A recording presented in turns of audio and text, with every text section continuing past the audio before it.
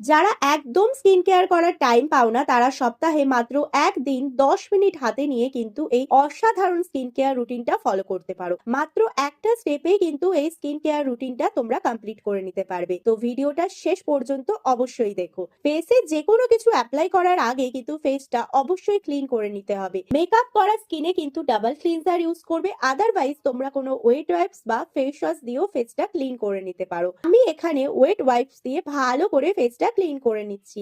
এবার চলো দেখে নাও সেই ম্যাজিক্যাল রেমেডিটা কিভাবে বানাবে, যেটা দিয়ে তোমরা স্কিনটা একেবারেই চকচকে করে নিতে পারবে। আর এটা বানাতে কিন্তু তোমাদের বাইরে থেকে কিচ্ছু কিনতে লাগবে না, তোমরা ঘরেই কিন্তু সব পেয়ে যাবে। আর এটা বানাতে লাগবে শুধুমাত্র দুধ, কাঁচা দুধ মাত্র 2 চামচ। বন্ধুরা, এই কাঁচা দুধের কিন্তু অনেক গুণ।